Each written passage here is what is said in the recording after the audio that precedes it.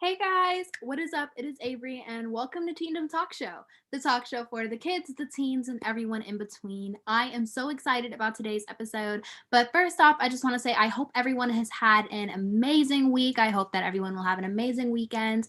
My week has actually gone pretty well. So, if you guys did not know, yesterday I got to be a guest alongside my family on the Tammy Show, which was a fantastic experience. Definitely one to remember, considering I got to be on a talk show with my parents.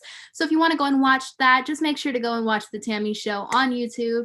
I also didn't have school today, considering that grades were due for CPS schools. I ended up not having to go to school online today, which, to be honest, was a well-needed break, considering I was able to get some work done. I was able to spend time with family. I was able to stay healthy. And I also have been working out recently, which is something I am not the best at, considering we have been stuck in the house for a little while. But overall, I would say I'm starting to do a pretty good job. I've created a workout routine, which is good. I've created an eating log, a workout log. So I'm like, all right, I think that I will be able to get back in shape. So I'm like, all right, Avery, you can do this. You can do this. So before we start our fantastic episode, and we have a lot going on for you guys today, I first want to thank Eating Well with Chef Cordell for sponsoring this week's episode of Teendom Talk Show. So if you do not know, Eating Well with Chef Cordell, founded by the fantastic Chef Cordell, and they even have teen after-school cooking classes.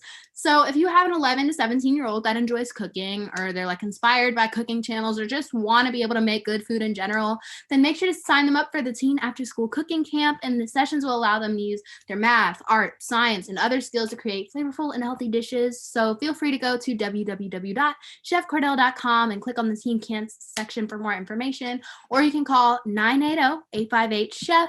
And also, if you want to email him directly, then you can email info@chefcordell.com. So thank you once again to Eating Well with Chef Cordell for sponsoring this week's episode of Teendom Talk Show. So our very first guest that will be on Teendom Talk Show today will be the author of this fantastic book, The Black Kids, Christina Hammonds Reed. So if you do not know, in February, this was actually the Teendom Talk Show book club book. And I'm so excited to bring you all today Christina Hammonds Reed, the author of this fantastic book. She is fantastic. I finally actually get to meet her for the first time today on the show. And you guys will all be able to meet her too. We'll be talking a little bit about her being an author, her being a writer, what inspired her to write this book that is so, I don't even know the right way to put it. That is so similar to what is going on in the world right now. That's what I wanted to say, y'all. And I'm just so excited to be able to speak with her today. And I hope that you guys will enjoy. We do have actually not just two, but three guests today, two that are actually together. But this will be our very first guest on the show today. So let me try and bring her in right now. I feel like I'm babbling on a little bit. So let me bring her in right now.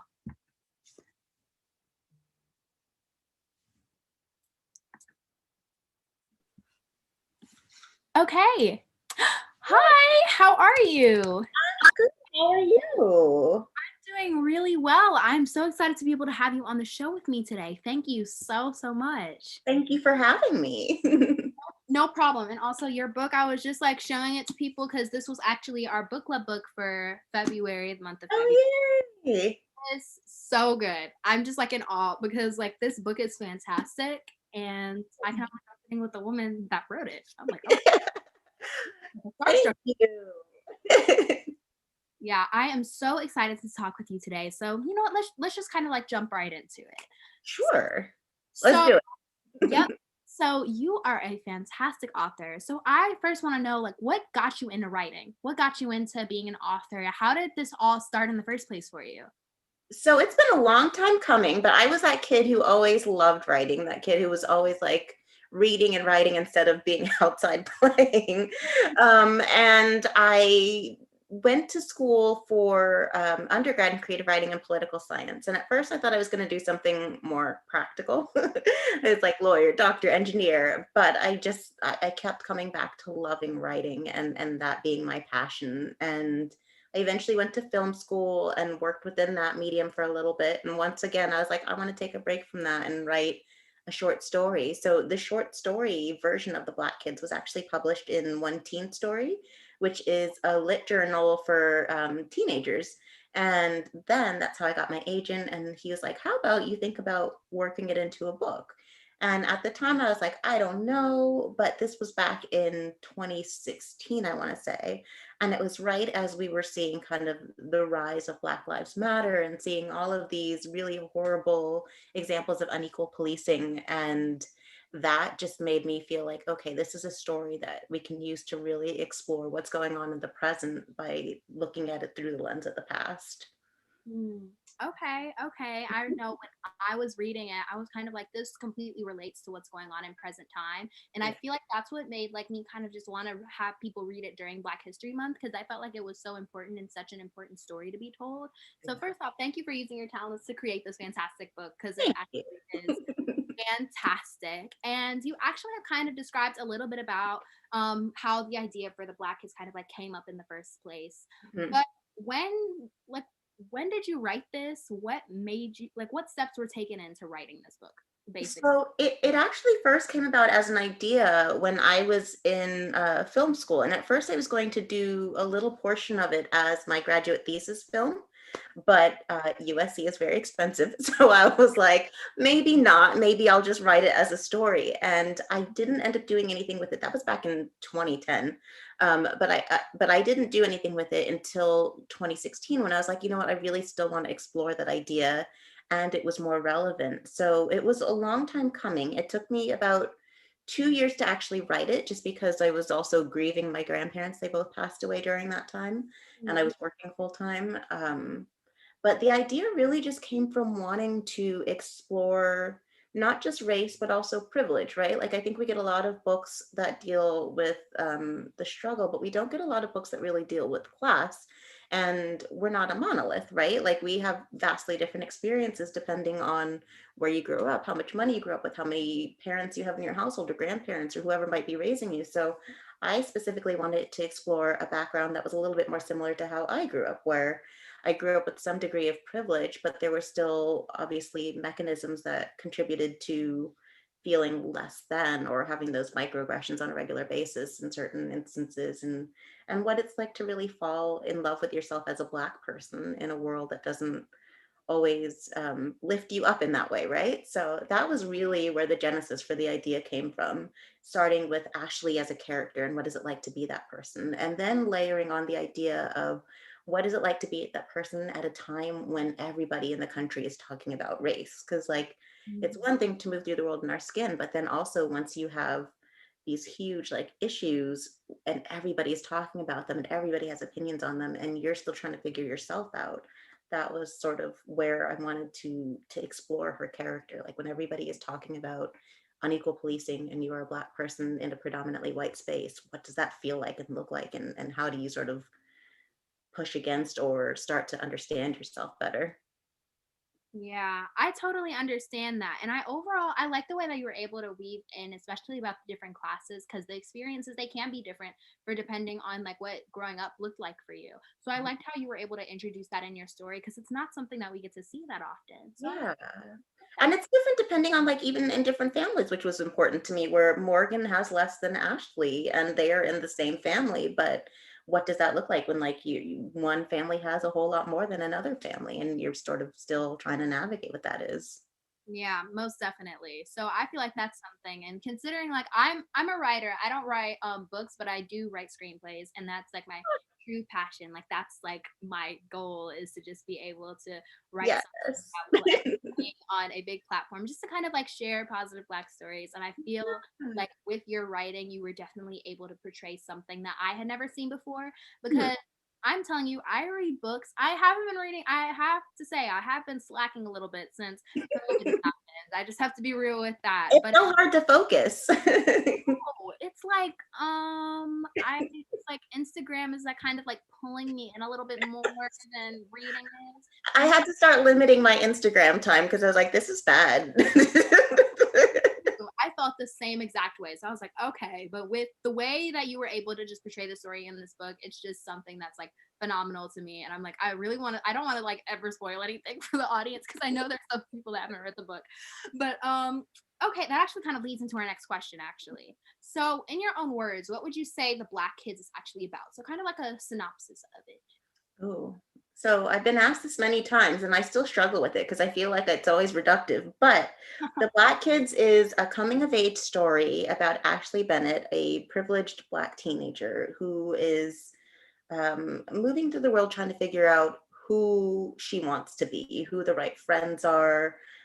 She uncovers family secrets along the way, and it's against the backdrop of the Rodney King beatings and the riots that happened in the aftermath. So part of what she's really starting to understand is what does it mean to be a Black girl in this world, and how she wants to exist in these predominantly white spaces, as a Black girl moving through this world. So it's really just a coming of age story about like who your friends are, who your friends are not, and sisterhood and how she relates to her sister Jo.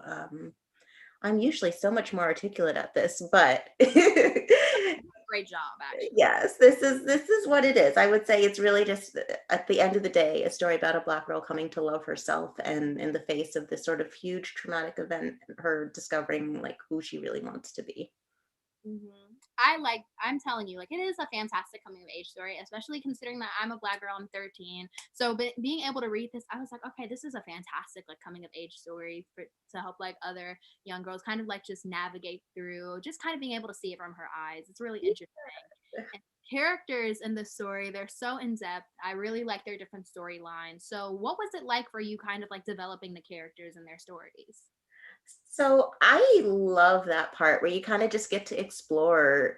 I mean, they're fictional, as you know, as a writer, like they're fictional people, but they're very real to you as you explore, where you're just like, what if they like this idea? Or like, what if Morgan says this to her in response? So for me, it was a lot of play. It was also a bit challenging too, because you always want to make sure that you do right by all of your different characters. And because um, our characters are never us entirely, but they're also not us, if that makes any sense, right?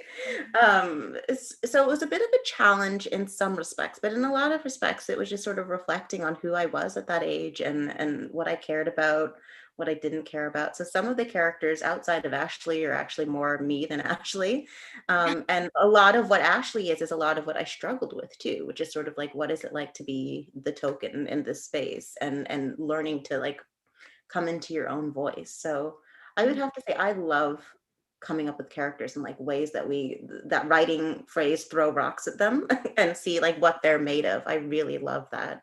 Um, but then you're also sort of terrified, like, am I getting this right? Will people understand this person? And for Ashley especially, I would say that was probably the hardest part, because Ashley makes so many mistakes, and Yeah. some people are like, she's awful, and I'm like, she kind of is, but she's learning too, and I think that's important to show like that journey.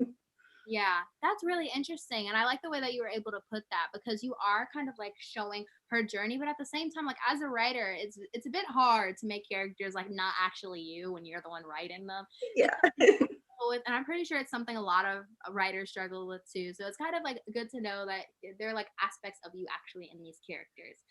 Yeah, I think that's true of like all of the characters too, right? Like Lana has a lot of me. Joe is probably the most like me. But they're all pieces of you, and you're always exploring something, right? Yeah, all the time. And this actually, I actually was just really thinking about this in my mind, and this may be a bit difficult. You may actually even have an answer. So, kind of like looking from like a reader's side, considering that you are the writer, it can't be hard to switch over. Who would you say is your favorite character? No, that may be a bit difficult. Oh, It's like, I you think know, I say that, but then also I just love LaShawn. Like I'm in love with LaShawn. He's fictional, but I just think he's such a good kid. He's such a kind spirit, and he has his flaws, which is always important to me as a writer, like what he does in terms of what he does to the other child that starts gets him in trouble is not great. But I yeah, just think that he is in some ways, he's kind of like the heart of the story, like her connection with him on the outside, and then as they come together is, I think, what humanizes her and sort of catalyzes her journey in some respects as well. that's so funny. He's my favorite character. Like I find that so funny, but because I'm like, okay, okay, so I may have like some good days if that's like No, I think you have great taste. other favorite characters. Yeah, no, I love him. I think he's wonderful. Mhm. I wish he were real. So now this is actually one question. It's so funny because all the time, like before I have guests, I like go on their Instagram and I'm like, all right, let's see what this person's been up to. And also, I just want to wish you like a happy belated birthday because I know that like you just Thank you. birthday. So Thank happy you belated. so much. And so you wrote The Black Kids and it was able to release, and considering that it's very relatable to what's going on in the present times. How do you feel as if this book will impact generations to come, including my generation and your generation? Like, how do you just feel it has an impact and will continue to have an impact? That is a really great question. I hope there's this thing that like people talk about within YA, that books as mirrors and books as windows, and the idea behind it being like books that reflect you or books that allow you to see somebody else's experience. Mhm. And for this book in particular, one of the most rewarding things for me has been Black girls and women who grew up like me, who are like, I see myself on the page finally in a way that like is really recognizable. So for me, that part is so impactful, to give that to younger people, and also to have adults like me say, hey, I felt like seen on the page for the first time in my life. Like that has been crazy important to me. But I also think, like you said, with the timeliness, I really hope that it builds empathy. I hope that people who are outside of this experience read Ashley's story and are like, maybe I should think about how I process things, or maybe I'm not looking at it through the proper lens, or maybe I can sort of put myself into the position of these other kids as much as whoever else. So I really think it's about building empathy and understanding and allowing um, Black women and girls to feel seen and celebrated, and Black boys too. I think that we don't really often get characters like LaShawn, where he is just like super duper smart and sweet, and he's from the hood, and he's just like the kindest boy. He's not hard, he's not criminal. He's those portrayals are important too, but I think that he is just like we said, he is the best character, and to present readers with a character like that is so powerful, because then that forms, I think it's not only how you form your sense of self, but how you interpret other people, right? So yeah, hopefully it's empathy, understanding, and advocacy. Oh, those are three perfect words to describe it. I love that. And I truly do feel the same way. I feel like characters like LaShawn, when presented on the page, it takes that stereotype away. Because Yes. people think like, oh, can't be smart, okay, can't be kind, can't be sweet, can only be a criminal, oh, can only talk without proper grammar. Like, no, these different things are like, let's stop the stereotype. And I can definitely see your passion for these characters. I can see your passion for the book. I can see your passion for the art that you have created, which is The Black Kids, because it is fantastic. And I'm like, okay, I can really tell how much that you love this. I truly Like, can. So, thank you. yeah, so I'm like, thank you for that. So I actually have a question. I can tell, I can see all of the books in the Yes, background. there's so many. Oh, you can't even see all. There's just like woo. It's Oh my god, it's like your own like little personal it library. is. This is my office slash library, and there are still piles of books throughout my place. I'm ridiculous. Oh my gosh. And I I'm like, okay, now my next question may be a bit hard to choose, but like know. I'm like, out of all of those books, what would you say is like your favorite book? Like, what's a book that kind of like inspires you a little bit? Oh no, that's so terrible. Okay, so I have to admit to being the kind of person where I fall in love with different books as I read. And so every time I read a book, I'm like, that's my new favorite book. Um, but the last book that I read that I really truly loved was, I read this book called Open Water. It's an adult book, but it's just really gorgeous. It's by an English author, and it's a Black love story, which we don't really get to see that many of. And it's also a Black love story that looks at the trauma of the Black experience and how that can impact our love stories as well. So I thought that was really well done. And the revival of Opal and Nev is fantastic. That's another adult book, but I'm a music lover. And so having a book that's framed as like a faux rock documentary was really fun. You know what? I may have to hold on one second, because I think my computer's about to die and I left my charger in the other room. Oh my gosh. Like, go get the charger. Yeah, let's get the charger because I don't want to cut out on you. I'm right. Okay. I'm just gonna speak for a little bit while she's out. I just want to let you guys know, you guys can go and order The Black Kids. You can go and order it off of Amazon. I think there are lots of different websites that you can order this book off of, but it is a fantastic book. I think that it's one of the most well-written books that I have read in a little while. And that's why I'm like, okay, I knew I needed to have her on this show because I can just see her passion throughout the book when I'm reading it. So I'm like, yeah, this is a fantastic book, guys. So if you have not gotten it already, Yay. I did a little promo while you I are. know, that was the sweetest. I could hear part of it. What other books do I really love? There are so many. I feel like if you get me started on that question, I'm going to keep going. My friend Namina just wrote a book, The Gilded Ones, that I absolutely adore. It's so badass and ferocious. And my friend Elise wrote a book called Happily Ever Afters, which is another like cute love story, but with a complicated character. I love that. I'm like, okay. Have you read all of the books in the library? I have read 80%, I want to say. Oh my Yeah, I would say 80%. I am the kind of person where I don't sleep, I read. I like read God. until like 3 in the morning.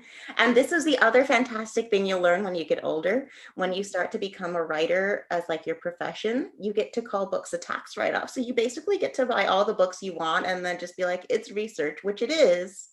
And it's wonderful. Oh gosh. Oh my gosh. I'm like, okay, now I cannot wait. I Yes, cannot wait. it's the best thing. Yeah, I'm gonna need to come to you with like books to read because Yes.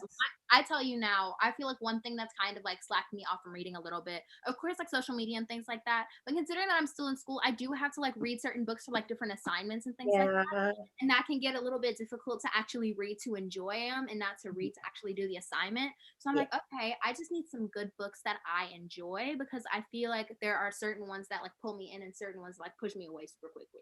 Yeah, I agree. I think when you're in school, it's hard because a lot of times, I mean, I think it's a little better now, but a lot of times what you're reading isn't stuff that you really relate to in like a real visceral way. And at least when I was younger, it was. I think they're starting to kind of reassess that. But then you take some of the joy out of it when you're like, okay, I'm going to have to write an essay about this and blah, blah, blah. And then I'm going to have to listen to what my classmates have to say about it. And there's always that one kid who says something dumb. So Exactly. right? Like it can take some of the joy out of reading. But I think that sometimes it's nice to revisit those books that you have to read when you get older too.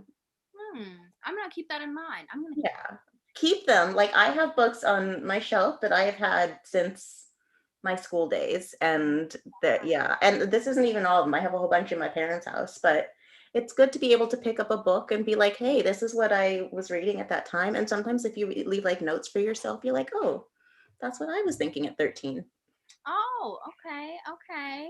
See, I'll have to do that. I for sure will have to do that. Now, one thing that I know that I'm wondering, I'm pretty sure the audience is wondering, what do you see in the future? Like, do you have any other upcoming projects that you want to work on? Any new books that you want to write? Because if you do, I'll be first to buy it. I do. I have an adult book that I'm working on that hopefully I'll finish by the end of this year. We'll see, fingers crossed.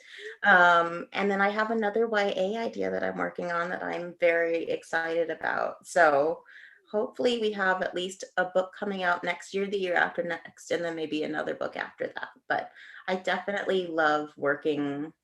I love YA because I think there's something beautiful about that age where everything's still new, right? Like when you're young, everything you're experiencing for the first time. And I think that that's, and you feel so much, right? Like like everything feels really weighty and important. And I think a lot of people talk down to young people, but young people are so smart and so perceptive and so passionate too. Like I just genuinely feel like the YA audience is such a great audience. And then the adult world obviously has its huge benefits as well. So I like working within both spaces. I see. I see. I'm so excited for you. I'm so excited for your future. I'm like, it makes me so happy. Thank you. Now, one thing that I'm wondering, I know I told you a little bit about it in like an email that I sent, but I was wondering, did you have a favorite part from the Black Kids book? And if so, are you willing to read it to us? I am. Okay, so I normally, if I'm doing a reading, I read chapter 5, which is not necessarily my favorite, but it gets us into the riots. But I'm going to read you guys my actual favorite Well, how long do you want it to be? Because I can choose an excerpt, or I can read you like half the chapter. I know we have a few minutes, but Actually, because our next guest, I just got alert that they were having technical issues, so we will be for a little while longer. So if you want to read like a good amount of the chapter, then feel free because I okay. want to read it. I know the audience will be interested, and it'll get them interested enough to go and buy the book. Yes. So this is my favorite chapter. I can say 100% that I love this chapter just because I love their dynamic. So this is chapter 17, and I will start reading. Okay. LaShawn sits by the fire near the double doors, waiting. He looks angry, like something deep inside is waiting to burst out of his chest. Are you okay? He says. What? You're drenched. Come with me, he says. I'm too tired not to. I walk with him silently through the ballroom. Yo, Brian, can I get the key? White Brian hands it over to him without question. The black kids look over at me. Candace says, Damn, sweetie, you okay? I shake my head. The news hasn't yet made its way to them. It will eventually, as these things do. I follow LaShawn through the hotel lobby. Everyone stares at us as we pass. He takes out a key card and swipes it, and soon we're on an elevator. That's messed up what she did to you, he says. His voice is smooth like honey and comforting, and his fingers are long and thin and elegant. I've never noticed that about him before. I deserved it, I say. No, you didn't, he says. We exit on the 10th floor. The suite is probably like the one Michael's family has rented for us. There's a sitting area, a dining area, and a separate bedroom. For a moment, it feels like we're in our own little house, and I realize I don't know why he's brought me here.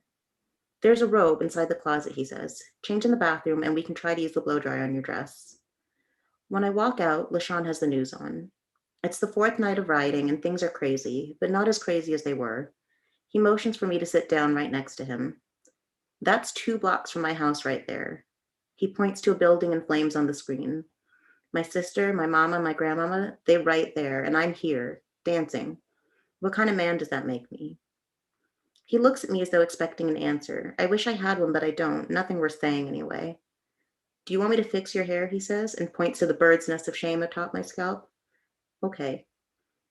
I sit down between his legs. It's kind of sexual being between a boy's legs like this, my head gently resting against his crotch. But also, it's really comforting. It reminds me of when I was younger and Lucia used to French braid my hair before school. I do my sister's hair before she goes to school, he says, as though he's in my head. You know how to braid? Didn't I just tell you I do my sister's hair? He laughs. Can you do 2 French braids for me and then pin them together in the back, please? Just you wait, I'm gonna hook you up. His is an easy laugh, and it makes me wish we'd been close all these years. He takes off his tuxedo jacket and neatly drapes it across the chair. His cummerbund is the color of a robin's egg. He gets up and disappears into the bathroom. I hear him rustle through the drawers until he's located the dryer. Got it, he shouts. He starts to blow dry my hair. I can't hear anything above the dryer, so for a while it's just flashes of fire and newscasters and shots of the soldiers in a line. It looks like Vietnam or something, but it's only the ghetto. You know, more Black folks are out there right now helping and trying to do good than riot, but the media don't show none of that. He turns the dryer off and begins to braid. I need to tell you something, I say. Something important. I I turn around to face him. I don't know how to say it. I'm afraid that as soon as I say what needs to be said, he'll leave. I don't want to be left alone with my thoughts in this room, but it's time to do the right thing. I think about what Lana said yesterday. Just make it right. I started the rumor about you looting, about the sneakers. I didn't mean to, it just happened, and I'm sorry. On Monday, I promise I'll go to Principal Jeffries and tell her everything. I would understand if you left right now. He looks at me. If I was you, I'd have waited until my hair was finished to tell me that. We don't talk while he finishes the next braid and pins it down. Then he moves from his perch on the bed down to the floor. He sits with his knees tucked under his arms. We're almost close enough to kiss. In a different world, he could be the Dwayne to my Whitley, I think. Say something, I say, please. I honestly don't even know what to say to you right now, Ashley. Just something. Okay, well, I thought you was better than them girls you hang around, but you're not, you're just like them. I thought maybe. He trails off and stares at some point in the corner. Anyway, you're an asshole like all the other kids in this stupid school. I know I deserve it, but when it comes out of his mouth, it's like being pushed into the pool all over again. I hear myself whimper, I'm sorry. You know I could lose my scholarship. You won't. You don't know that. What do you want me to do? How do I make things right? Tell me what to do and I'll do it. This is not how it was supposed to go. Although I guess there's no other way it really could have gone given the circumstances. He goes quiet for a long time, retreating into his head. He places his chin atop his knees. I didn't steal those sneakers, he says. My mama got them for me for getting into Stanford. I know you didn't steal them. But I ain't gonna pretend like I don't want to be at home tearing something up. So I don't know, maybe I would have stolen them. We got a right to be angry. Our lives don't mean anything to them.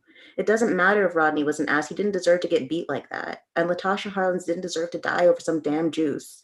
And nobody cares because we don't matter. They treat us like we're goddamn animals. His voice cracks like he's about to cry. Isn't it kind of stupid to steal and set your own neighborhood on fire? Maybe, but maybe it's the right kind of stupid. I think of my sister out there doing God knows what in the name of rebellion and progress, and Uncle Ronnie laid out on the couch, and Morgan and my father sad, filling the whole house today, along with the ghost of Grandma Shirley's American dream. I don't know, I just want to be home, LaShawn says. I have an idea. We're going to LaShawn's house. We're Black kids in a car that isn't ours, and there's a riot going on, and this is reckless behavior on both our parts. But Trevor is rolling on E, and his car won't be reported. Plus, LaShawn wants to check on his family, and I kind of owe him big time. Do you want to listen to the radio, I say? My dress drips on the seat all around me, still kind of wet from the pool. It's uncomfortable, but I figure it's better than running around the city half naked in a bathrobe. No, LaShawn says. We could listen to the news or KJLH. I said I don't want to listen to anything. So you have a little sister? I say after we've been driving in silence for what feels like forever. Yeah, Caitlin. She's 15, he says. Your mom didn't want to send you guys to the same school? Only reason I'm going is because of the scholarship. We couldn't afford the shit otherwise. I He actually sighed. have something to say really quickly. Quickly, because I love this chapter. But one thing that I heard is I'm like, okay, I don't want to spoil too much for the audience. I don't want to spoil too much for the audience. But this chapter I feel like is something that's very meaningful because it kind of, I don't know the right way to put it. It kind of like changes the perspective a little bit. Like it kind of like flips the script. So when you were creating the storyline for the story and you said that you wanted to be able to kind of like show the privilege, but at the same time be able to show what happened during the riots and things like that. What was going through your mind when writing this? Like what was it like for you? So this particular passage was very important to me to nail because this is, like you said, it's the one time where we really get to see things in some respects from LaShawn's perspective and where LaShawn is coming from. And while they go to the same school, he has a completely different background than what Ashley has. Like Ashley takes all these things for granted. Her sisters crash through BMWs. And LaShawn is a scholarship kid and he's made to feel like a scholarship kid while he's there. So for me, the hardest part was just making sure that I wanted to make sure that LA in all of its entirety was represented in this particular scene as much as anything, because South LA is very different than some of the more privileged parts of LA, and they exist very close to each other. So I wanted to do justice to that. But also, like I said, I wanted to make sure that I give LaShawn a voice and give other people like LaShawn a voice in the scene. And one of the important things about the scene is like um, seeing his neighbors and other people in South LA and how they're processing what's happening and hearing about his sister. So this is my favorite because it's where we actually get to have that dynamic. But then towards the end, we also get like, some of the fun stuff too that goes on between the two of them. Yeah, and I honestly, I just felt so bad because she lied about the entire thing about him looting and everything, and that truly can hurt someone. So I'm like, okay, I really like the way that you were able to put that into perspective. And now this is one question I definitely want to ask you. You have created a very successful book that really helps put things in a different perspective for a lot of different people. So what is some advice that you have for other authors and writers out there that want to create a book that's just as meaningful and as impactful as yours? Oh, well, I'm going to be very honest and say for a long time as a writer, I veered off from what meant stuff to me because of what I thought would be more commercial when I was focusing more on screenwriting. I had probably people who weren't giving me the best advice. And sometimes when you're young, you think, okay, well, this adult knows better than I do. Like I was an adult, but I wasn't an adult. So I think when you're younger, you kind of think that, oh, okay, well, they must know something I don't know. And I'm here to say, do not listen to other people. Listen to your heart. It's important when people give you notes. I will say that you should listen to people's notes and try and interpolate what they mean. But I think writing from your heart and writing from the very specific is what's powerful, right? Like, so when I wrote this, it was me processing a lot of like what my growing up had been in terms of being one of the few Black girls in class and what that felt like and what that looked like. And I think in order to do similar things, you have to be true. Honesty is like the best quality to have as a writer, to be able to reflect and to empathize, and don't do what you think is just going to be popular or what you think is going to be something that people want to read. You have to be honest to yourself and true to yourself.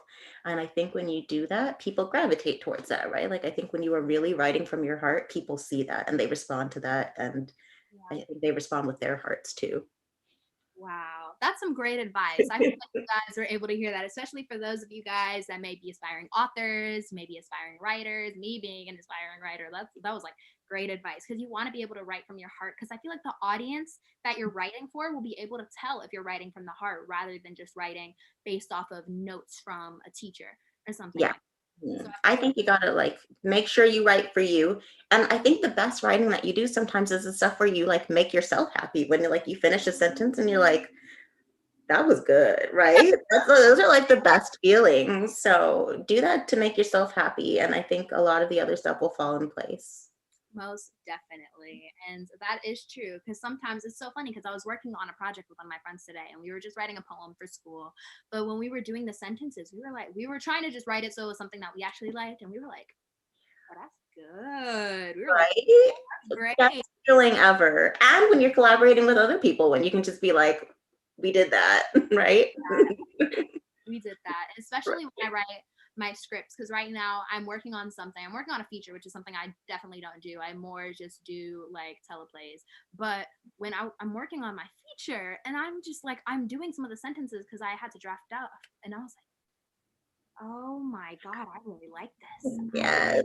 I'm writing for me, and that is something that I feel like the audience definitely needs to be able to know. So thank you so much for sharing that piece of advice. Of course. And if you ever have any questions on screenwriting, feel free to ask me because I actually did study that. I went to film school. Yeah, like I'll be sending you a DM after.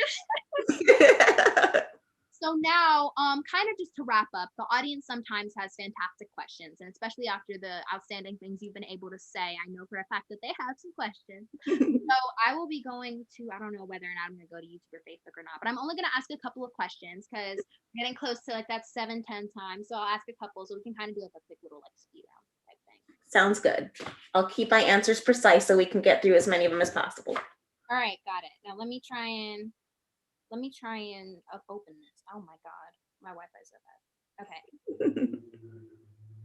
What is your favorite quote from a character? Like just a favorite quote that one of your characters have said. Ooh, oh my God, that's a really hard one. Do you remember just one specifically in particular that just like stands out to you? It doesn't have to be like a favorite, I guess. So there's a passage in that book that I was going to read, and it's not a quote, but it's a passage. It's all when Ashley's reflecting on what it's like to move through the world as a Black girl and expectations. And so chapter 17, where Ashley's reflecting on gender and race and the intersectionality of the two, that's my favorite passage slash quote. Somewhere in there is one of the favorites. So guys, if you want to be able to see that section Miss Christina's talking about, get the book. You guys. Ooh, here's another good question. What is the most heartfelt feedback you have ever received? Oh, so I think what I was saying when people say I feel seen, like that is when I receive DMs from people who read the book and are like, "Oh my God, I felt this in my soul. I felt like this was the first time my childhood was reflected." Those are the ones where they have me in near tears because that's why you want to write. You want to connect with other people, and so when other people feel that, um, it really makes everything worth it. All of like the insecurity and what am I doing and all the stuff that you sort of struggle with as a writer, that feedback I think is what's most meaningful to me. Okay. And yeah, I feel like that's fantastic feedback. Just for anyone to ever come to you, just say, I see myself in your work. That's like, oh, this is why I do all Yeah, of this. yeah, exactly. That's what I do it for. So I can totally understand that. Oh, here's a good one. Where do you shop for your books? I'm wondering that too. Oh, okay. So everywhere. I love a good used bookstore and I love indie bookstores throughout the city, but I have to admit to also going to the Barnes and Noble near me because it is the closest bookstore to me. And so sometimes you just want to get your books like right away. Like sometimes you don't want to have to drive 30 minutes to go to the store to get whatever. Sometimes you just want to buy like a whole bunch of books all at once. So I would say there are used bookstores near me. What is that bookstore called? Oh, so for those of you on a budget, there's a store called Book Off where people sell and buy books, old books. I don't know, they're a Japanese company, but I don't know if they're nationwide, but there's some near me. And I love them because you can find like really good books for like $1 or $5. And sometimes they're not that old. Sometimes they're just like a year or two old. So Bad at all. yeah. And then you just like pile them up. And you're just like, I'm just going to take the entire store. So used bookstores can be where it's at depending on what you're looking for. I totally get that. There's this one used bookstore near my house called Bookies, and I remember I used to get books from there. And then afterwards, I used to like take old books that I had there because you can like drop off and exchange and things like that. And I'm like, okay, I guess I'm just like gonna have to go back to Bookies and find some nice. Yes. Okay, so I'm gonna try and find just one last question before we wrap up. Okay, what author is your biggest inspiration? That is a fantastic question. That is a very good question. I don't know if I have a very good answer because there are so many. You can say multiple, like maybe like 3 or 4. It's so hard. Okay, so I'm going to admit to one who was super important to me as a very young kid. I read Little Women when I was 8, 3 times, and you wouldn't think that like an old white lady in the 1860s would have so much of an impact on me. But the fact was, like, she captured this like beautiful aspect of sisterhood and womanhood, and I loved that Joe, who is also, there's also a Joe in my book. I love that Joe is this fiercely independent character throughout the book. And apparently she didn't want her to get married at the end, which for those of you who've read the book, like she does. And I love that Louisa May Alcott was like, nah, I just want her to like exist as a writer and like be in her craft. So that was a book I absolutely loved as a kid. I haven't reread it as an adult, but when I tell you I read that 3 times in 1 year, and it's not a small book for like an 8-year-old to read. I'm trying to look, who else? I always forget when I'm asked this question, and it's terrible because there are so many answers. Yeah, especially with all the books that are on your wall. I'm like, I think there are a lot. Jasmine Ward is an adult author who I think writes just absolutely fantastically beautifully. Colson Whitehead is another adult writer who I think is incredible. He won the Pulitzer 2 times, like in a row. Yeah, his books are incredible. They're a lot, but once you like are a little bit older, some of you, I think they're absolutely worth reading. In the YA space, I have to say, I really loved The Perks of Being a Wallflower because there's so much that it's trying to address. And then Jason Reynolds just like kills it with every book.